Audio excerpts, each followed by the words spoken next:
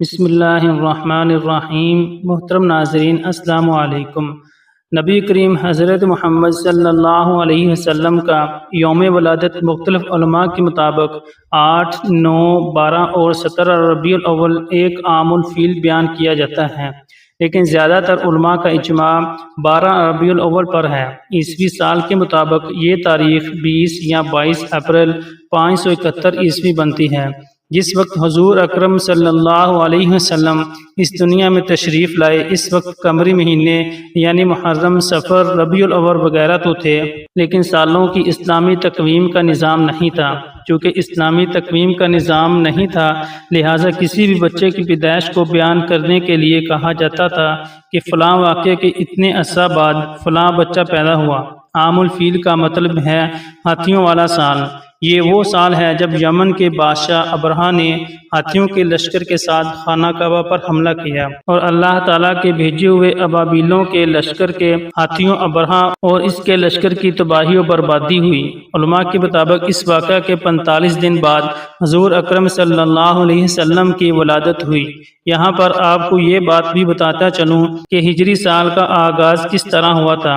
حضرت عمر فاروق رضی اللہ تعالیٰ عنہ کے دور حکومت میں ان کی دعوت پر تمام صحابہ کرام 30 جمادی الثانی 17 ہجری بروز جمعرات مسجد نبوی میں جمع ہوئے۔ آپ نے اسلامی تاریخ سن کی اہمیت پر ایک عظیم خطبہ دیا۔ اس وقت دنیا میں 4 طرح کی تاریخیں مشہور و معروف تھیں۔ قمری تاریخ یعنی چاند کے حساب سے تاریخ دیکھنا، عیسوی تاریخ جس کو انگریزی تاریخ بھی کہا جاتا ہے، تاریخ عبرانی جو کہ یہودیوں کی تاریخ ہے، اور تاریخ جولیانی۔ حضرت عمر نے فرمایا کہ اسلامی سال چاند کے حساب سے ہونا چاہیے۔ اب یہ بتائیے کہ اسلامی تاریخ کی ابتدا کہاں سے ہونی چاہیے؟ بعض حضرات صحابہ رضی اللہ تعالی عنہم نے فرمایا حضور اکرم صلی اللہ علیہ وسلم کی ولادت باسعادت سے شروع ہونی چاہیے۔ حضرت عمر نے فرمایا اس طریقہ میں عیسائیوں کے ساتھ مشابہت بنتی ہے، کیونکہ ان کے سال کی ابتدا حضرت عیسیٰ مسیح علیہ السلام کی پیدائش سے شروع ہوتی ہے۔ بعض صحابہ نے فرمایا کہ جب آپ صلی اللہ علیہ وسلم کو نبوت ملی اس دن سے تاریخ اسلامی کی ابتدا ہونی چاہیے۔ آپ نے فرمایا کہ نبوت کا ابتدائی زمانہ اسلام اور مسلمانوں پر ظلم و ناانصافی کا زمانہ تھا۔ بعض صحابہ نے فرمایا کہ آپ صلی اللہ علیہ وسلم کی وفات سے ابتدا ہونی چاہیے۔ حضرت عمر نے اس رائے کو بھی رد فرما دیا اور فرمایا کہ آپ صلی اللہ علیہ وسلم کی وفات امت مسلمہ کے لیے حادثہ کبریٰ اور نقصان عظیم تھا، اس سے تاریخ اسلامی کی ابتدا مناسب نہیں۔ پھر حضرت عمر فاروق رضی اللہ تعالیٰ عنہ نے خود فرمایا کہ تاریخ اسلامی کی ابتدا ہجرت سے شروع ہونی چاہیے، اس لیے کہ ہجرت ہی سے حق و باطل کے درمیان فرق و امتیاز قائم ہوا اور ہجرت ہی سے اسلام کو فتوحات ملی۔ اب پھر سوال پیدا ہوا کہ اسلامی تاریخ کی ابتدا کس مہینے سے ہو؟ بعض نے کہا کہ رمضان سے اسلامی سال شروع ہونا چاہیے۔ حضرت عثمان غنی رضی اللہ تعالیٰ عنہ نے فرمایا جس مہینہ میں حضور اکرم صلی اللہ علیہ وسلم نے ہجرت فرمائی اسی مہینہ سے اسلامی سال شروع ہونا چاہیے۔ حضور اکرم صلی اللہ علیہ وسلم نے ربیع الاول کے مہینہ میں ہجرت فرمائی، لیکن ہجرت کا ارادہ ماہ محرم ہی میں کر چکے تھے، اس لیے اسلامی تاریخ کے سال کی ابتدا محرم الحرام سے شروع ہونی چاہیے۔ لہذا اسلامی سال کی ابتدا محرم الحرام سے ہونا طے پا گیا۔ چنانچہ اس طرح اسلامی سال کو ہجری سال کا نام دیا گیا اور اس کو اردو میں ہ سے اور انگلش میں AH سے ظاہر کیا جاتا ہے۔ حضور اکرم صلی اللہ علیہ وسلم کے والد کا نام حضرت عبداللہ اور آپ کی والدہ کا نام حضرت آمنہ بنت وہب تھا۔ حضور اکرم صلی اللہ علیہ وسلم کی ولادت سے پہلے ہی آپ صلی اللہ علیہ وسلم کے والد حضرت عبداللہ کا انتقال ہو گیا تھا اور آپ ابھی 6 سال کے تھے کہ آپ کی والدہ حضرت آمنہ بھی اس دنیا سے رخصت ہو گئی۔ اس کے بعد 8 سال کی عمر تک آپ کی پرورش آپ کے دادا حضرت عبد المطلب نے کی۔ 8 سال کی عمر میں آپ کے سر سے دادا کا سایہ بھی چھن گیا اور پھر 8 سال کی عمر سے لے کر جوانی تک آپ اپنے چچا حضرت ابو طالب کے زیر کفالت رہے۔ جس رات آپ دنیا میں تشریف لائے تو اللہ تعالیٰ نے بہت سے معجزات دنیا کو دکھائے۔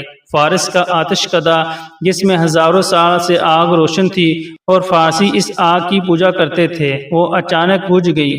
کسرا کا محل 2 حصوں میں تقسیم ہو گیا اور 14 کنگرے ٹوٹ کر زمین پر گر پڑے۔ دریائے صحابہ جو صدیوں سے خشک پڑا تھا اس میں پانی جاری ہو گیا، اور دریائے سماوات جس میں ہمیشہ سے پانی جاری تھا ایک مرتبہ اس میں پانی خشک ہو گیا۔ جتنے بھی دنیا میں بت کدے تھے ان میں موجود بت منہ کے بل زمین پر گر گئے، اور دنیا میں جتنے بھی بادشاہوں کے تخت تھے وہ پائی ٹوٹنے کی وجہ سے زمین پر آ کر گر گئے۔ جتنے بھی ساحر، جادوگر، کاہن اور منجم تھے ان کا علم جواب دے گیا۔ زبان سے غیب کی خبریں بتانے والے ایک رات کے لیے گونگے ہو گئے، خاص طور پر وہ کاہن جن کے ہمزاد آسمانوں سے ان کے لیے خبریں لاتے تھے۔ ان کی اور ان کے ہمزاد کی ملاقات کا سلسلہ ختم ہو گیا تھا۔ مکے کی سرزمین سے ایک ایسا نور ظاہر ہوا جس کی روشنی اتنی دور تک تھی کہ مکے کے لوگوں نے مکے میں بیٹھ کر شام کے محلات کا اپنی آنکھوں سے جائزہ لیا، اور ساری رات ستارے اس کثرت کے ساتھ ٹوٹ کر گرے کہ لوگ پریشان ہو کر ایک دوسرے سے سوال کر رہے تھے کہ آج کی رات کیا واقعہ پیش آیا ہے۔ عمر بن امیہ جو ایک مشہور کاہن تھا، اس سے لوگوں نے پوچھا کہ یہ ستارے مسلسل کیوں ٹوٹ رہے ہیں؟ اس نے کہا وہ مشہور ستارے جن کی مدد سے لوگ راستہ معلوم کرتے ہیں، گرمی اور سردی کے حالات پتہ چلتے ہیں، جا کر دیکھو، اگر وہ ستارے ٹوٹے ہیں تو سمجھ لینا کہ یہ رات اس کائنات کی آخری رات ہے، کیونکہ یہ قیامت کی نشانی ہے، اور اگر وہ ستارے اپنی جگہ پر باقی ہیں اور دوسرے ستارے ٹوٹ رہے ہیں تو سمجھ لینا کہ آج دنیا میں کوئی بہت عجیب و غریب واقعات پیش آیا ہے۔ جب لوگوں نے دیکھا کہ وہ مشہور ستارے اپنی جگہ پر قائم ہیں تو انہیں یقین ہو گیا کہ آج کی رات کوئی نہ کوئی عظیم واقعہ پیش آیا ہے۔ تاریخ یہ بھی بتاتی ہے کہ آسمان سے ملائکہ کی ٹولیاں تسبیح و تفتیش کے گیت گاتی ہوئی زمین کی جانب آ رہی تھیں۔ ان غیر معمولی واقعات کو دیکھ کر جہاں انسان حیران تھے وہاں شیطان بھی پریشانی اور حیرت میں مبتلا تھا۔ اس نے اپنے چیلوں کو جمع کیا اور ان سے کہا کہ پتہ کرو ماجرا کیا ہے۔ شیطان کے چیلوں نے ساری دنیا گھومی اور صبح کے وقت ناکام واپس لوٹے، اور شیطان کو بتایا کہ انہیں کچھ پتہ نہیں چل سکا۔ اس کے بعد شیطان نے خود نکلنے کا فیصلہ کیا اور سوچا کہ آسمان پر جا کر دیکھتا ہوں کہ فرشتوں میں کیا بات چل رہی ہے۔ اس وقت شیطان کو چوتھے آسمان تک رسائی حاصل تھی، لیکن آج چوتھا آسمان تو کیا، پہلے آسمان پر ہی فرشتوں نے اسے روک لیا اور آتشی ہتھیاروں سے اسے بھگا دیا۔ اس کے بعد شیطان زمین کی سیر کے لیے نکلا اور حرم کی سرزمین میں داخل ہونے کی کوشش کی، لیکن وہاں بھی فرشتوں نے اسے روک لیا۔ اس کے بعد وہ مکہ کی پچھلی جانب جبل نور پہنچا، جہاں غار حرا ہے اور جہاں حضور اکرم صلی اللہ علیہ وسلم پر پہلی وحی نازل ہوئی۔ وہاں اس نے اپنے آپ کو ایک چھوٹی سی چڑیا کے روپ میں تبدیل کیا اور پھر حرم میں داخل ہونے کی کوشش کی۔ اس مرتبہ حضرت جبرائیل علیہ السلام نے اسے پہچان لیا اور اسے وہاں سے بھگا دیا۔ شیطان نے حضرت جبرائیل علیہ السلام سے پوچھا، اے جبرائیل، آج کون سا ایسا واقعہ پیش آیا ہے کہ مجھے آسمانوں پر جانے سے بھی روک دیا گیا اور اب ایک چڑیا کے روح میں بھی حرم میں داخل نہیں ہونے دیا گیا؟ حضرت جبرائیل علیہ السلام نے فرمایا کہ آج انتہائی مقدس رات ہے، آج سرکار انبیاء حضرت محمد صلی اللہ علیہ وسلم کی ولادت کی رات ہے، ان کی ولادت ہونے والی ہے، اس لیے تجھے اس مقام پر داخلے سے روک دیا گیا ہے۔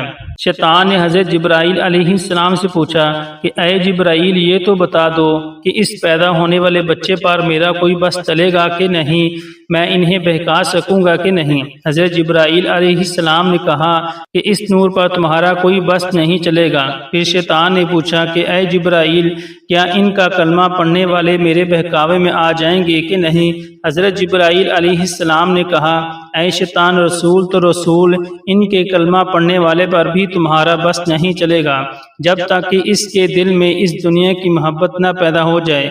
جب دنیا کی محبت پیدا ہو گئی تو شیطان اس کو اپنا غلام بنا لے گا۔ حضور اکرم صلی اللہ علیہ وسلم کی والدہ جناب آمنہ کہتی ہیں کہ دوران حمل مجھے کبھی کوئی کرانی یا تکلیف محسوس نہیں ہوئی اور نہ کبھی کوئی ایسا احساس ہوا جو پہلے بچے کی ولادت کے وقت عرب کی عام عورتیں بیان کرتی تھیں۔ آپ فرماتی ہیں کہ میں اور فاطمہ بنت اسد کمرے میں بیٹھی تھیں کہ اچانک کمرے کی روشنی میں اضافہ ہونے لگا اور ایسا لگا کہ یہ کمرہ آنکھوں سے پوشیدہ ہوتا جا رہا ہے۔ جناب فاطمہ بنت اسد یہ منظر دیکھ کر گھبرا گئیں، اپنی جگہ سے اٹھی کہ گھر کے مردوں کو جا کر بتائیں۔ حضرت ابو طالب کو آواز دی اور جو دیکھا تھا وہ بیان کیا۔ حضرت ابو طالب نے کہا، فاطمہ گھبراؤ نہیں، یہ سارا منظر اس نور کی وجہ سے ہے جو اس دنیا میں تشریف لانے والا ہے۔ حضرت آمنہ کہتی ہیں کہ ادھر حضرت فاطمہ بنت اسد باہر نکلی، ادھر ایک سفید پرندہ نظر آنے لگا۔ عجیب بات یہ ہے کہ مکان کی چھت بھی غائب ہو گئی ہے اور ہر طرف اس قدر نور ہے کہ جس نے میرے ارد گرد کی تمام چیزوں کو پوشیدہ کر دیا ہے اور اب میں گویا ساتویں آسمان تک مشاہدہ کر رہی ہوں۔ جناب آمنہ کہتی ہیں کہ اس وقت ایک سفید پرندہ آیا، اس نے اپنے جسم کو میری پیشانی سے مس کیا۔ جیسے ہی اس نے اپنا جسم میری پیشانی کے ساتھ مس کیا، میرے گرد جتنا نور تھا وہ سمٹ کر میری پیشانی میں جمع ہو گیا۔ جناب آمنہ نے اس آسمانوں کا نظارہ کر لیا اور اس کے بعد ان کو اپنا کمرہ دوبارہ نظر آنے لگا۔ جناب فاطمہ بنت اسد بھی اس وقت دوبارہ تشریف لا چکی تھیں۔ جناب آمنہ کہتی ہیں کہ اس وقت 4 عورتیں میرے پاس آئیں جن کے ہاتھ میں شیشے کے گلاس اور سراہیاں تھیں۔ انہوں نے مجھے سلام کیا اور کہا، ہم جنت کی حوریں ہیں اور حکم پروردگار سے آپ کے پاس تشریف لائی ہیں، یہ جنت کا شربت ہے، اسے نوش فرما لیں۔ حضرت آمنہ نے وہ شربت پیا تو ایک لمحے کے لیے دنیا سے غافل ہو گئیں اور جیسے ہی ہوش میں آتی ہیں تو کیا دیکھتی ہیں کہ ان کا بچہ ان کے پاس اس انداز میں سجدے کی حالت میں ہے کہ اس کا بایاں ہاتھ زمین پر ہے اور دایاں ہاتھ آسمان کی طرف بلند ہے، اس کی پیشانی خانہ خدا کی جانب ہے، اور جیسے ہی وہ سجدہ سے اٹھا اس کی پیشانی سے ایسا نور ظاہر ہوا۔ میں نے اور میری بہن فاطمہ نے اسی نور کی روشنی میں ایک طرف یمن کے سرخ محل دیکھے تو دوسری جانب بصرہ اور شام کے علاقے کو دیکھا اور تیسری جانب ایران کے محلات ہماری آنکھوں کے سامنے آ گئے۔ حضرت آمنہ فرماتی ہیں کہ میرے ہاں بچے کی ولادت ہوئی اور مجھے پتہ بھی نہ چلا کہ یہ بچہ کس وقت دنیا میں ظاہر ہوا۔ اس کے بعد مسلسل میرے کانوں میں لوگوں کے سلام کی آوازیں آنے لگیں، السلام علیکہ یا محمد، السلام علیکہ یا احمد۔ میں نے ان 4 حوروں سے پوچھا یہ کون لوگ ہیں جو سلام کر رہے ہیں؟ انہوں نے کہا یہ فرشتوں کی ٹولیاں ہیں جو سلام کرنے آ رہی ہیں۔ اس کے بعد ان 4 حوروں نے کہا ہم اس امانت کو جبرائیل و میکائیل علیہم السلام کے سپرد کر کے واپس جا رہی ہیں۔ ان 4 حوروں میں سے ایک نے بچے کو اپنے ہاتھوں پر لیا اور پھر آنے والے ایک نوجوان کی گود میں ڈال دیا۔ مجھے بتایا گیا کہ یہ حضرت جبرائیل علیہ السلام ہیں، ان کے ساتھ حضرت میکائیل علیہ السلام ہیں۔ ان دونوں کے ہاتھ میں جنت کے پانی سے بھرے ہوئے لوٹے تھے۔ انہوں نے اس پانی کو بچے کے اوپر ڈالنا شروع کر دیا اور فرمایا اے آمنہ اس بچے کو اس پانی کی ضرورت نہیں ہے کیونکہ یہ پاک اور پاکیزہ ہے، اسے غسل کرنے کی ضرورت نہیں ہے، مگر ہم نور و صفا میں زیادتی کے لیے اس پانی میں غسل دے رہے ہیں۔ جناب آمنہ کہتی ہیں کہ میں نے دیکھا کہ بچہ ختنہ شدہ ہے، ناف کٹی ہوئی ہے اور پاک اور پاکیزہ ہے۔ حضرت جبرائیل اور میکائیل علیہ السلام ابھی نہلا کے فارغ ہوئے تھے کہ اچانک آسمان سے ایک سفید رنگ کا بادل نمودار ہوا اور اس نے بچے کو چھپا لیا۔ اس کے بعد میرے کان میں کسی نے کہا کہ اسے لے جاؤ اور دنیا کے پہاڑ اور جنگل دکھاؤ اور ہر ایک سے کہو کہ یہ تمہارا آقا اور سردار ہے، تمہیں اس کی اطاعت کرنا ہے۔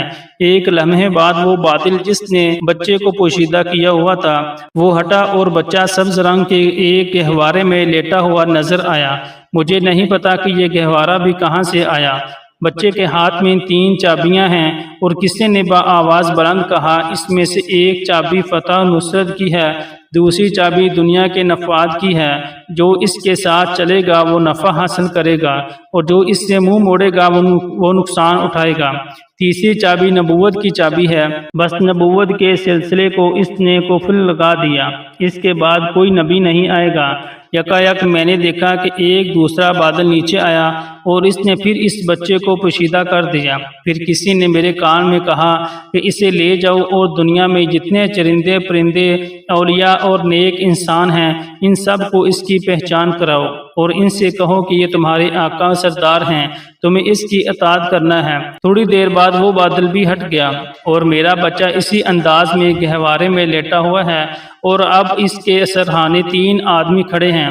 ان میں سے ایک کے ہاتھ میں شیشے کی بنی ہوئی ایک صراحی ہے، دوسرے کے ہاتھ میں موتیوں کا بنا ہوا ایک چوکور دشت ہے، اور تیسرے کے ہاتھ میں ایک سفید رومال ہے۔ اسی وقت میری نگاہ میرے بچے کی جانب گئی تو میں نے دیکھا کہ میرے بچے کے دوسرے ہاتھ میں بھی ایک سفید رومال ہے، یعنی ایک ہاتھ میں 3 چابیاں ہیں اور دوسرے ہاتھ میں سفید رومال، اور کوئی کہہ رہا ہے کہ اب دنیا اس کے قبضے میں ہے۔ پھر وہ 3 آدمی آگے بڑھے اور موتیوں کا دشت بچے کو پیش کیا اور کہا کہ اس میں سے جس حصے کو چاہو پکڑ سکتے ہو۔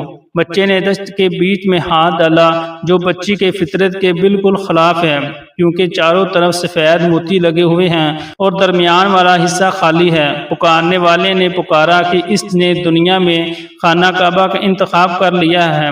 پھر بچے کو اسی دشت میں بٹھایا گیا اور ان میں سے ایک آدمی نے بچے کو اسی پانی سے ایک مرتبہ پھر نہلایا جو جبرائیل علیہ السلام لے کر آئے تھے۔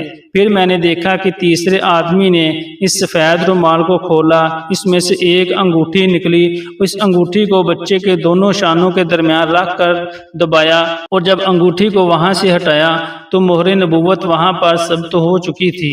اس وقت پکارنے والے نے پکارا کہ یہ رضوان جنت ہے جو اس وقت رسول کو غسل دینے کے لیے آیا تھا۔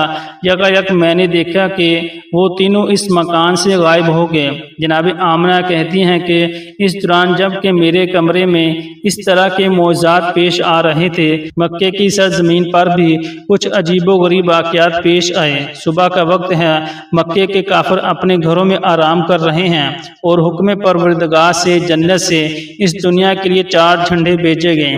پہلا جھنڈا کوہ کاف پہ لگایا گیا، دوسرا جھنڈا ابو قبیس پر لگایا گیا، تیسرا جھنڈا خانہ کعبہ کی چھت پر لگایا گیا، اور چوتھا جھنڈا بیت المقدس پر لگایا گیا۔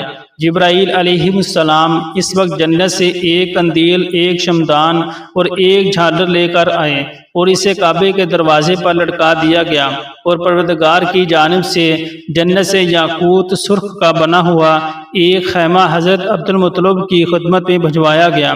یعنی آج کی رات مکے کی سجاوٹ ہو رہی ہے، مکے کو سجایا جا رہا ہے۔ صبح کے وقت مکے والے اٹھتے ہیں اور حیران ہو جاتے ہیں کہ رات کے وقت ہم نے آسمان پر عجیب و غریب واقعات کا مشاہدہ کیا تھا، مگر اب تو ہمارے ہی شہر میں یہ قندیل کہاں سے آئے؟ کعبے کے دروازے پر لٹکنے والا اتنا خوبصورت جھالر کہاں سے آیا؟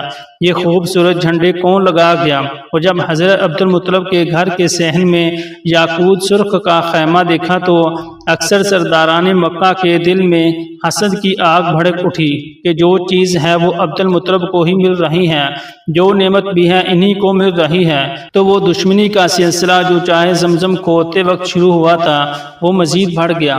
غرض یہ کہ جب رات ختم ہوئی اور رسول خدا کی ولادت ہو چکی تھی، سارا مکہ جگمگا رہا تھا، اور حضرت عبد المطلب اپنے مکان میں یہ انتظار کر رہے ہیں کہ میری بہو آمنہ کی طرف سے مجھے کیا پیغام ملتا ہے۔ دوسری طرف سارا مکہ کعبے کے باہر جمع ہے، ایک یہودی عالم خانہ خدا کے باہر ہے اور بے چینی اور بے قراری کے عالم میں ٹہر رہا ہے، اور ایک ایک سے سوال کر رہا ہے کہ کیا کل تمہارے ہاں کسی بچے کی ولادت نہیں ہوئی؟ سب لوگ اسے پاگل سمجھ رہے ہیں کہ اس سوال کا مقصد کیا ہے۔ اس نے کہا کہ میرا علم گواہی دے رہا ہے کہ کل مکہ میں کوئی بچہ پیدا ہوا ہے تو بس بنی اسرائیل سے پیغمبری ختم ہو گئی ہے۔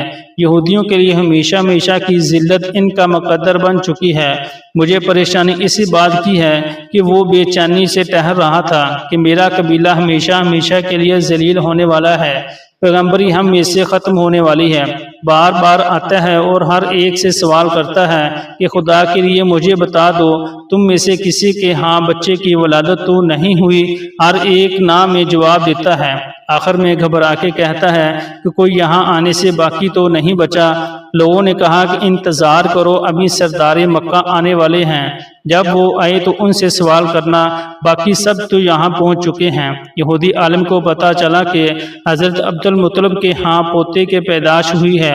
بے چین ہو کر حضرت عبد المطلب کو کہتا ہے کہ ایک مرتبہ میں اس بچے کی زیارت کرنا چاہتا ہوں تاکہ جس مقصد کے تحت میں اپنے وطن کو چھوڑ کر اتنے مہینوں سے مکہ میں مقیم ہوں وہ پورا ہو جائے اور مجھے پتہ چل جائے کہ واقعی وہی بچہ پیدا ہوا ہے کہ نہیں۔ جناب عبد المطلب اس عالم کی بے چینی کو دیکھتے ہوئے پیغمبر اسلام کو ایک گہوارے میں لے کر آتے ہیں۔ یہودی عالم کی نگاہ اس بچے پر پڑی اور بے اختیار چیخ ماری کہ یہی وہ بچہ ہے جس کے بعد بنی اسرائیل کی بادشاہت ختم ہو گئی، بنی اسرائیل سے نبوت ختم ہو گئی، یہی وہ بچہ ہے جو ساری دنیا کا حکمران بنے گا اور اس کی وجہ سے عرب اپنی سرزمین سے نکل کر ساری دنیا میں پھیلیں گے۔ امید کرتا ہوں کہ آپ کو آج کی ویڈیو اچھی لگی ہوگی۔ اگر آپ کو ہماری ویڈیو اچھی لگی ہے تو ویڈیوز کو لائک کریں اور اس طرح کی مزید ویڈیوز دیکھنے کے لیے ہمارا چینل سبسکرائب کر لیں۔